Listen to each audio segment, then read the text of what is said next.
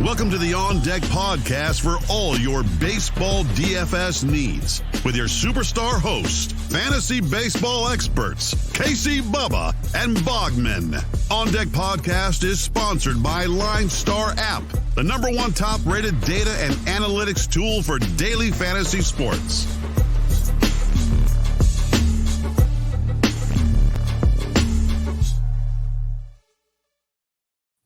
And welcome back, everybody, to another episode of the On Deck MLB DFS podcast, brought to you by the wonderful people at LineStar Sports. Make sure you check them out on Twitter at LineStar app and at LineStar MLB, and download the app in the Google Play Store and the Apple App Store. You will not regret it. Everything you need in the palm of your hands to build your winning DFS lineups. We got UFC again on Saturday. Got that covered for you. They have soccer on there. They have, because there's not a lot of sports going on, so I'm trying to willy-nilly this one here. It'll have you for football. We'll got you covered there too.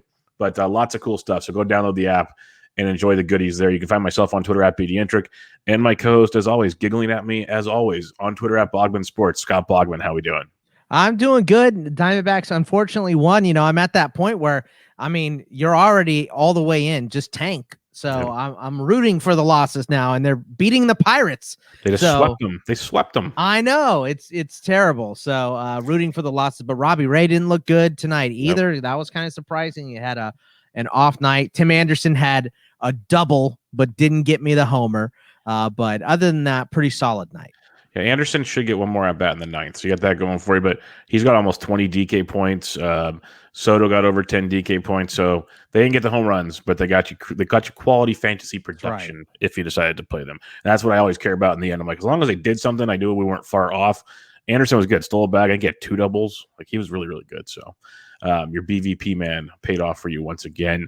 But we have 8 games on this Thursday slate. Should be a fun one. But before we go into that, you mentioned Ray struggled. So the contrarian Red Sox stack was like the top stack of the day. They played home run derby in the final game in Buffalo, Bogman. Final game in Buffalo. Yeah, well, I guess we don't have to hear any more Buffalo narratives. So unless there's another pandemic or Canada shuts down again or something. So let's cross our fingers on that one. The way things. Yeah, come on, let's just let them play. I'm so excited for Toronto to get sports back. You know what I mean? Like I know they had to have been missing it. They didn't get any NBA games either. So excited for them to get some of their teams back. Should be fun. Yep, should be pretty fun. 15,000 in the Rogers Center will sound like 35,000. I guarantee you that much. Yes. And the McCullers was doing good till the last inning of his outing. He got beat up. Jordan Lyles outscored both of them. Yeah, that tells you anything. Hendricks and Waino did their thing. Manning was good tonight too. Yeah, Manning was good tonight. It was a weird night, to tell you the truth. It was a weird night, but at least a bunch of pitchers were on the wrong schedule again. So, I mean, it's not COVID bad. I know you and Joe had a complete nightmare dealing with that last year, but it's we're still in like this post break weirdness as far as starting pitchers go. So again, we'll look at Charlie Morton and Matt Moore again. Yeah, it's going to get worse and worse, too, when they start limiting innings here. Because, if you played the early slate, and I know in a chat I was in, everyone's like, oh, why are the Mariners using an opener for Chris Flexen? I said, oh, maybe they're trying to control his innings. I don't know. And then next thing you know, they don't even bring Flexen in. So there goes that one for you, folks. Like, it's not even September yet. So have some fun with that one. But, again, 8-game slate for you on this Thursday. Let's get things cracking. And Bogman hinted at it. Atlanta at Philadelphia. We've got Charlie Morton and Matt Moore. Over under of 9 in this one. Morton's 87 on DK, 88 on FanDuel. Moore is 58 and 65. Morton always brings that strikeout upside, but it is a little dicey at times. You went on either pitcher on this slate.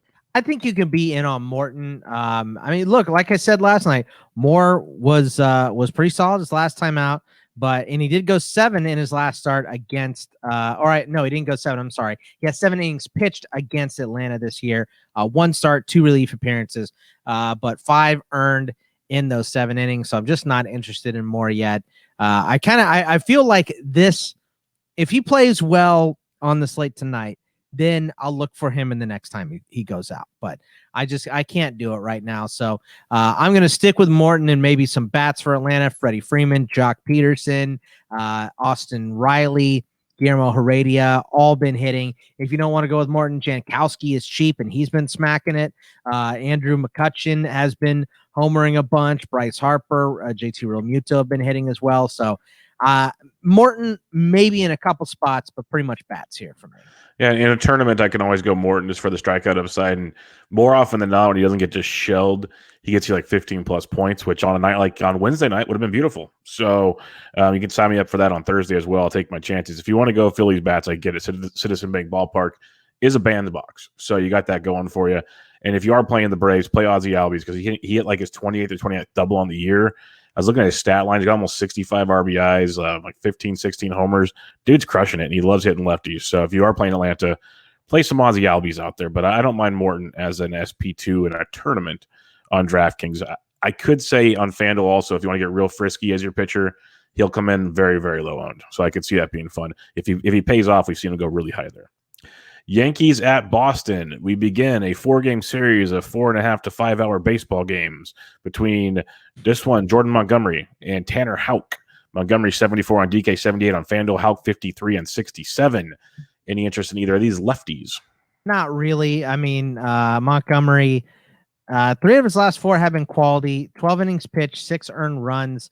It's a 4.5 ERA against Boston so far this year, 9 strikeouts to 5 walks, but I just don't have much interest in either side. Hawk's not going deep enough, so I'm going to stick to bats. A little PVB against Montgomery here. 9 for 19 for Bogarts with 2 doubles. 5 for 12 for Christian Vasquez with a bomb. 3 for 6 for Hunter Renfroe. JD went yard. Kike Hernandez has been hitting. Greg Allen has been hitting a little bit. Gary he's cheap too, 28 and 22. Gary Sanchez, Ronald Odor, Stanton. I think he had a double tonight and he went deep 2 nights ago. So I'll stick to bats in this game. Yeah, I love Kike Hernandez, still very cheap, 38 on DK, 32 on FanDuel, went deep again on Tuesday, loves his lefties. He's been on a tear since the All-Star break came out, so you can attack that. You got Chavis, you got Dahlback for cheap plays if you want. They played well against Robbie Ray on Wednesday, so Hunter Renfroe's 3K and 33. Lots of value, and in reality, JD's not even that bad on DK at 44. 4K on FanDuel's a little steep, but 44, he's crushing the ball right now, and the power's starting to show up. And to be contrarian, Devers took a lefty deep today, and he can hit lefties fine. So most people will go straight to the righties of Boston. Don't sleep on Devers as well. Montgomery can be good, but I'll take these Boston bats in Fenway in this matchup. You can go Yankees if you want. If you do, take the value. Like you mentioned, Greg Allen and some other guys. I go that route before going on. And Gleyber Torres went deep again. That's, I believe, 3 or 4 home runs since the All-Star break. And he's mid 3Ks right now. So just saying – right at well, like this is the guy that, speaking of Joey P from earlier, every episode it felt like last year. Gleyber Torres is too cheap on FanDuel. You got to play Gleyber Torres. That was his thing every time. Well, now I agree, Joey P. He's too cheap on FanDuel. He's too cheap on DK. So you can go ahead and play Gleyber Torres right now. That's a very bad impersonation. So yeah, it wasn't great, but I don't do accents fine. well. My wife makes fun of me all the time. Like I think I'm speaking like Irish sometimes. I sound like a 2-year-old. Like I'm just all like in my head. It sounds great. Apparently, right. Well, you know what you're going for in your head. Yeah. When it comes out of your mouth, people are like, what was that? But I saw Joey P today, did a pod with him today. Looking very tan. He's very hot Italian guy summer for Joey hot P. Italian guy summer. Watch out for all those soccer moms. It's going to be crazy. All right. We got San Diego at Miami in this one. It's going to be a fun one. Blakey Snell versus Mr. Thompson. Snell 78 on DK, 75 on FanDuel. Thompson's 89 and 94. Like Thompson's been good at times, but I don't know if he's that good of a price tag against San Diego. Thoughts? Yeah, I mean, it's a tough draw. We talked about how many runs San Diego's been scoring recently, so gonna pass on either side. I mean, Snell has 2 quality starts in 17 games started so far this year, so gonna hard pass. I'm gonna stick to bats here. Marte has been good. Jesus Aguilar still hitting. He's cheap. Not cheap, but worth it, 48 and 3,000. Miguel Rojas is good, but I mean, these San Diego bats have been incredible. Pham, Tatis, Myers, Hosmer, Machado, Cronenworth, pretty much any Padre bat. I mean, it's kind of rinse and repeat what I said the last couple of days, but they've all been good. So I'll stick to San Diego bats for the most part. Yeah, it's going to be rinse and repeat, I think, rest of the season when it comes to the Padres. So just keep playing them. Their prices are going up, too. Like Pham and Myers and Grisham used to be cheap. Now they're getting pricey to go along with the rest of the company. But they're in play. So if you want to stack them up, go for it. Just remember, as always, Tatis is the most popular guy, so differentiate outside of that. I really want to play the Marlins. They've been horrible the last few days without Chisholm and Cooper. It's Blake Snell. I still can't use Blake Snell, so I will play like a Marte or an Aguilar. It's just I might just avoid using the Marlins and Snell altogether. But it's like I usually just love stacking against Snell. Just the Marlins have been so bad right now. Tampa Bay at Cleveland. We have a whopping total of 9 between Luis Patino and Cal Quantrill. 2 young arms. We have Patino is he's getting the spot start, and they said if he pitches well, he can stick in the rotation. So that's good to hear. He is 65 on DK, 57 on FanDuel. Yet Quantrill 62 on DK, 69 on FanDuel. I'm kind of intrigued by both because they both have thrown 90 to 95 pitches in their recent outings, Bogman. I mean, break it down for me because I'm not really interested in anybody here. Well, the way I look at it, we need cheap pitching because pitching's horrible and we want bats. You got Patino who can go 5+ innings now. He is a roller coaster ride. It runs at times, but he can get you 5+ K, so he can kind of offset things. If he limits the damage, which Cleveland likes to do, limiting damage, Patino can pay off at 65 on DK. I would not use him on FanDuel because he's not going to go 6 innings probably unless he's really, really dealing. Same goes for Cal Quantrill, who has been ramping up the innings of late. In his last outing, he went 5 innings, 105 Ks for 18.5 points. We've seen him go 5 or more innings in 3 straight starts, and the Ks finally ramped up the last outing. So I'd rather have Patino over Quantrill, but I think both are at least discussions as SP2 on DK for the value they bring to your team. Oh, I mean, okay. I'll ride with you on that. What I will say is that if I'm picking a bat in this game, Randy Arozarena has flipped that switch. Yep. So I'll get him in the lineup. But if you're going both pitching, I'll trust you on it. So it means we probably don't want a lot of hitting here. No, this is the one. Like it's purely a tournament play, so I would not be shocked if they both get shelled type thing. Like if you want to play bats, like knock yourself out. Like Francisco Mejia is heating up. If you want to, like I'd rather stack against Quantrill than Patino. I'll put it that way. Yeah. And so like Mejia and Arozarena, like you mentioned, Wendell, Lau, those kind of bats, I'm in. If you want to go against Patino, I'm okay that too. But we just know that Rays will play that bullpen game on you, and it makes it tough.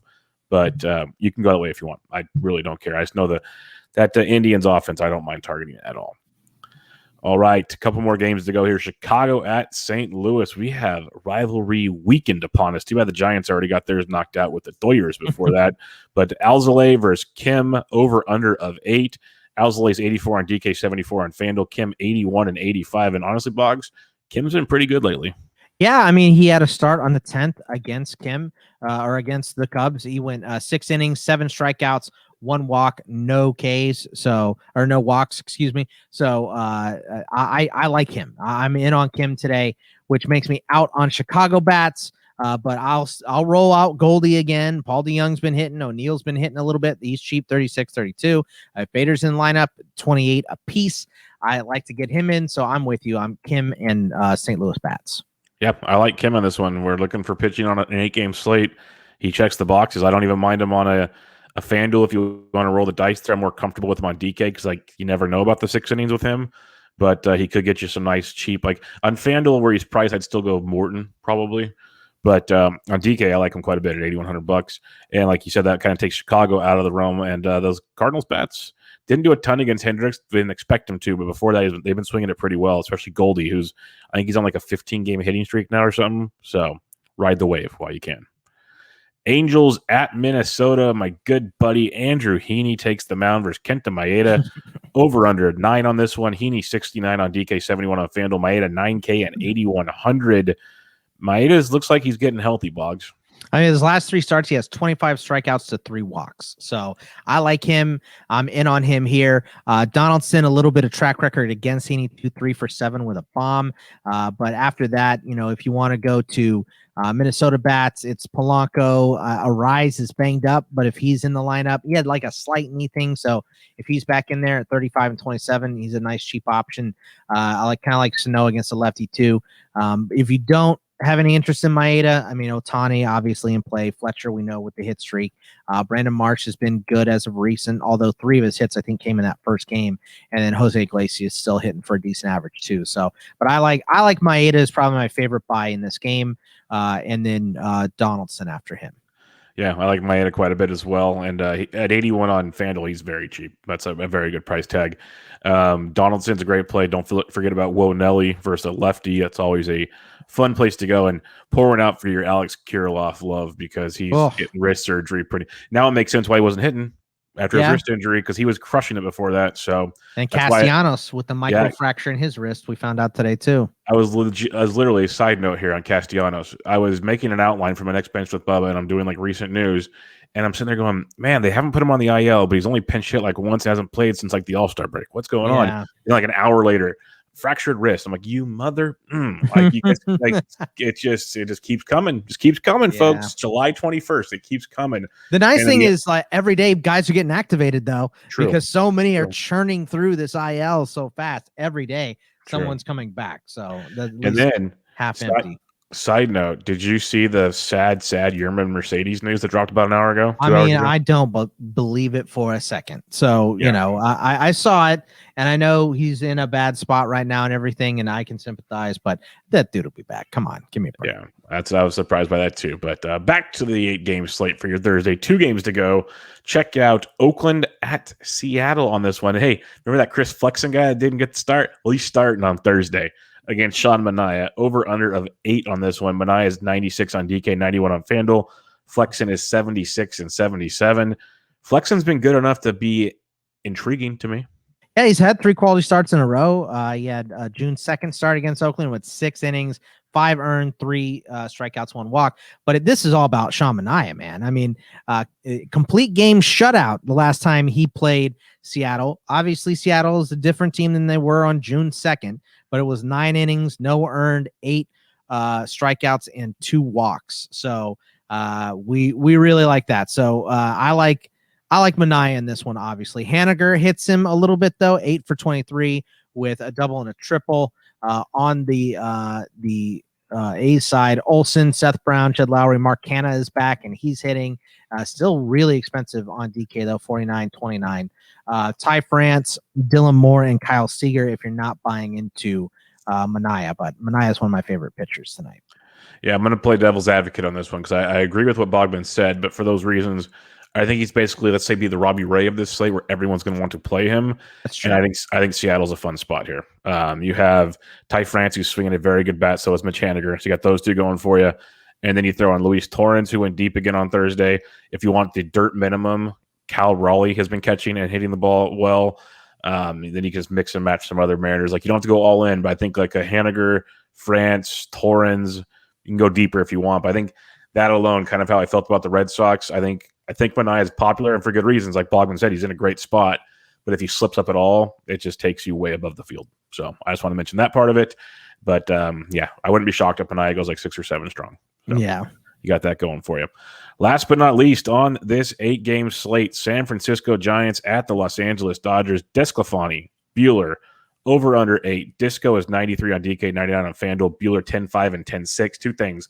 The Dodgers have made Disco's life a living nightmare this season, and Buehler has looked phenomenal as the season goes on. So I am all in on Buehler on this one. Yeah, I mean, Buehler, he's going to be the most popular pitcher, even at his price. 16 of his 19 starts have been quality. 3 starts for San Francisco, 19 2/3 innings pitched, 2 earned. That's a .92 ERA and 15 strikeouts to 5 walks. So he's going to be the most wanted pitcher here, which makes me out on Giants bats in this one. So I'll stick to some bats. Matt Beattie, 3 for 3 against Disco. Will Smith with a bomb. Will Smith 3 for 5 with a bomb. Max Muncy 3 for 11 with 2 homers. Duggar is 3 for 10 with a homer and a double against Buehler. But I'm going to stick to some of these Dodgers bats and kind of ignore San Francisco just overall. Yeah, I'll be in on Buehler pretty heavily again. And it's one of those things that could the Giants hit him? Sure, but they're not going to hit him enough to be worth a stack, in my opinion. Like, it's like tonight. Like, they got a couple, like I got 1 run. They might get a second one here in the 5th off Urias. So stacking is going to be like, it's just not doable type thing. So I'll take Buehler in this one. And then if you are going Dodgers, Pollock got another big hit tonight. Taylor went deep again. Taylor is on fire. You got Muncy, who's has ownership on everybody named on the Giants. So I like a Dodger stack, like the late night Dodger stack. It's going to haunt me, but I think they have some big time viability for you on Thursday night. All right, recapping things real quick. Bogman, who are your top pitchers on this 8-game slate? Buehler's 1. I'm going to go Manaea 2, Maeda 3, Morton, and then Kim. I'll go Kim, then Morton. I'm going to go Buehler, Maeda. I'll throw Minaya in there because I do believe he's a good pitcher. I can't. I get trouble trying to pay 96 for him on DK, which is it's tough for me. Understand. But Maeda, and then Morton and Kim, those would be my main guys. And then I'm serious, like between Flexen, Patino, and Quantrill. If you guys are willing to take risks, I'd put that Patino, Flexen, Quantrill in that order. If you just want to like get all the bats, I'd flip Flexen and Patino in that order, going through those guys. Yeah, no, that's fair. That's fair. I'm just hoping. I want Patino to do well because I want him to start the rest of the year. I mean, that'd be great. I got him in a couple dynasty leagues. That's what I'm saying. I'd love for him to be. Yeah, I keep having to move him down in the minors and move him back up. Like, just pick a lane. Let's go. That's why they said if he pitches well, he could stick in the rotation. I'm like, oh, please, we need this. Fingers please, crossed. Make this happen. So if you will it, they will come. Speaking of that, what are your stacks you like tonight? Not a ton. I mean, I like Minnesota against LA, San Diego versus Miami.